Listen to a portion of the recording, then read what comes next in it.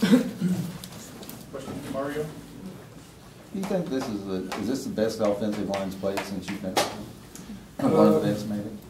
I'd say it'd be one of the best performances. When I was a sophomore, I think it was back in 2010, we had a really good unit, an experienced unit. But I think for it being the first game of the season, I think that's the best, as far as first game goes, that the offensive line has played. What do you attribute that to? Was it schematic? Was it just stronger than those guys, or what? Well, I know up front UK had more experience than we did on the defensive line. I think schematically, you got to give a lot of credit to Coach Borbley. He's our run game offensive coordinator, and Coach Watson as the OC. Those guys grind it out every single week, and they always put us in the best position to succeed. And also, we have to go out there and execute. And they always talk about, it's all about what we do and execution. So our offensive line did that, and the plan was put in place, and we did exactly what we were supposed to do, and good things happen when you do that. How much of that was a personal challenge to you guys, Mario? Because I'm sure you were hearing about how good UK's defensive line was all week. Yeah, and coaches do a good job of reminding us that nothing's given, and reminding us that was the strength of their team. At least experience-wise, I know that was where they had the most guys coming back. So as an offensive lineman, you take it personally when guys like Teddy, are getting a bunch of credit in the running backs and receivers, and it's pretty much put on you. As an offensive line, if you do well, the whole team will do well. So obviously there's a lot of pressure there. I wouldn't say we took it too personally. I think we just looked at it as we're a year older. It doesn't automatically make you a year better. But guys are starting to understand the offense a little better, and the guys around me, have come such a long way from where they were last year, especially the young guys. We talked all along through the summer about handling expectations for this team. Now, I guess this week it's handling success. Is this team mature enough, do you think, to handle success? Yeah, personally, I went back home last night and watched the game on TV again, and there's a lot of things that we need to improve on. I'm really happy with the way that we played up front and overall and collectively. But I guess the attitude that we're starting to take on a little more as an older team, as a more mature team, is one of, what do we do wrong? What can we fix? What are the mistakes that we can improve on? So I think we'll be able to handle it pretty well. You guys talked about the home field situation that you had so much trouble with last year. Yeah, it's been brought up a few times. We seem to play really well on the road, and I know I've talked about it before. I don't know if there is a real reason why, maybe we lost some games at home that we shouldn't have. I think it's more of a mind game than anything. But obviously, we want to come out here and show the fans what we can do and protect home. And I think if you play well at home, it gives you a chance, to have your support grow and things like that. So I think winning at home is very important. I don't really know the exact reason why we haven't had as much success at home as we have on the road in the past, though. As one of the team leaders, what do you do to get everybody's head right and back into it this week? Well, I think, there's not too much that I really do have to do. Guys don't really get out of line. I think although we have a young group, we have an experienced group, and I think that speaks volumes. And because you can have juniors and seniors on the team, but those juniors and seniors can be guys who haven't played. So we have sophomores, freshmen, and juniors. Those guys are younger, but they've all played more than some other guys on other teams who are older.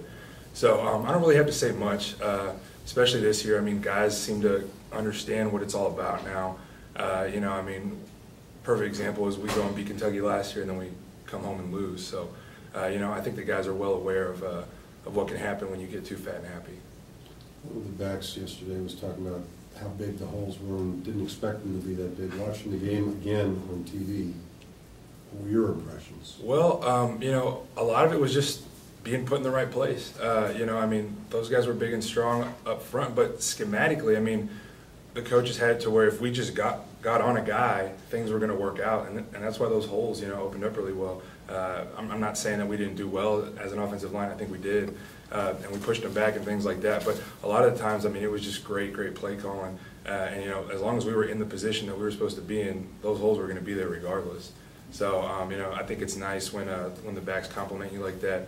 I think it's awesome that we had two 100-yard rushers, which I didn't even know at the time that I was told. But like I said, that's just a testament to us grinding out all camp, repping those things that we saw yesterday, and our coaches putting us in the right position. When you watch a game back on television, how do you do it? Do you listen to the commentary? What gets you to roll back the DVR? I mean, what specifically do you? I watch it like I'm watching film, so I don't watch anybody but the offensive line. You know, offensive linemen always jokingly say that you don't watch the game the same as an offensive lineman as you do, you know, just being a fan. Most people watch the football. I don't even know where the ball is going half the time. I'm just looking and making sure that we're doing everything right. You know, I rewind it like I'm watching film. Sometimes I just turn the sound off, really. So it was kind of an early film session for me before we actually got in as a unit and watched it. But, you know, like I said, there's some things we did really, really well, and, you know, some things that I'm really proud of, but there's obviously areas for improvement. Any non-offensive plays that you rolled back and had to watch twice? I watched the defense a little bit. I usually skip through all that stuff, not because I don't want to watch it, just because, you know, I guess I'm excited, would be the word, to watch what we did as an offensive line and as a unit. But yeah, I did watch the defense a little bit. I watched some of the turnovers that they created, and that's about it. I really just watched the offensive line the whole time. You're so experienced, but when you watch, you watched on TV, then you watch it with coaches. Right. Are they pointing out things you didn't see? Of course, yeah, no, of course, yeah. I mean, I've been around a while, but they've been around a long, long while. So, you know, you can always learn, and even our coaches say that, you know, a day doesn't go by that you can learn something new, or that you can't learn something new. And, you know, they're learning new stuff every day. But, I mean, our coaches are so smart. I mean, every day, you know, I learn something new from them. And, you know, for me, it's more assignment-wise, technique-wise, things like that. But they just see the game, you know, in a whole different light. And they just understand football as a whole a lot better than we do, and that's why they're coaches and that's why we're players. Mario, Coach talked about, I think, only 2 offensive penalties. I think one was me. Yeah. Can you just talk about what, I mean, the stress that was on that in the offseason of being disciplined? Right. Well, I think that, I don't know how much we were penalized last year. I really don't know the exact numbers, but I do know that was definitely a point of emphasis, you know, because anytime you hurt yourself, I mean, obviously you don't want to do that. I think two penalties is good, especially being that it was the first game of the season. But that's something that we definitely need to improve on, something I need to improve on. You know, but I think overall, as a team, I think that's something that we can definitely, you know, look as a positive. Are some penalties more forgivable than others? Like yours was a holding penalty in a scrambling situation. Right, right. Well, I don't think mine was forgivable. I think maybe what was it, the unsportsmanlike conduct? I think that one's a little more forgivable because as a player, I think you enjoy, you know, seeing your coach show that type of enthusiasm. I mean, that's something where, hey, we're getting the ball on the plus side anyway, and the way that we looked at it as an offense was, hey, we can get more yards. So, you know, I was really happy to see him out there. I think it's great. I think it shows how much that they love us and, you know, how much they support us. And he was really just excited for Jarrell, so I don't have a problem with that at all. Just a philosophical question. I've never been a lineman. Most of the fans out there have never been linemen. When that back goes through that hole and he goes into the end zone, everybody is standing with ovation for the guy who scored the touchdown. How do you guys congratulate yourselves? Do you talk to each other? Is it self-gratification? How do you do that? Yeah, I think our shining moment is if we have enough energy, we get to go run down there and celebrate with them. Honestly, I don't know. I think we're just built differently. I think we're just wired differently. I get excited. I mean, I know you say that they're cheering for him, but when I hear the cheers, I'm like, hey, that's for me too. So it doesn't really bother me at all. You know, I get a lot of satisfaction out of seeing the back of his jersey, you know, and seeing his name and his numbers running down the field. So that's really what it's all about for us. And honestly, the feeling when you go back down and sit with your other offensive linemen and talk about what you did right, talk about what you need to fix, but, you know, that's kind of what you do it for. You know, all the other stuff in the limelight and things like that, I mean, that'll come, you know, with success as a team. Did you ever want to spike the ball? Yes. Yeah, I'm hoping. I don't hope. I don't hope somebody fumbles in the end zone, but it wouldn't be a bad deal if I got to fall on the ball in the end zone one day.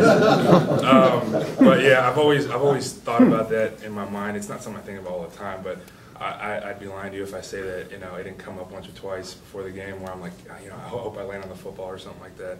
In the end zone, so I can get up and do a dance or something like that. I don't think that's going to happen. Never happened to you at all, period? Yeah, like in junior high, I was a running back for this special package. They call it Fat Package. and they would put me in the backfield. I scored 3 touchdowns, had 1 yard rushing. So they just put me in like on the 1-inch line and would just let me kind of fall in the end zone, but that was about it. Years ago, Jason Stinson was an offensive lineman here, and he recovered a fumble in the end zone, got a touchdown, spiked it, and got a 15-yard penalty. Yeah, see, I mean, I don't know if I'm going to spike it. I honestly don't know what I do, to be honest. I mean, you like plan it out in your mind, but I think if it actually happened, I wouldn't know what to do with it. You know, it's like a dog chasing a car. You know, like, you know what I mean? Like I'd just be like, I'd probably just like freeze up. So I doubt I would have anything that I could actually do that would be choreographed well at all.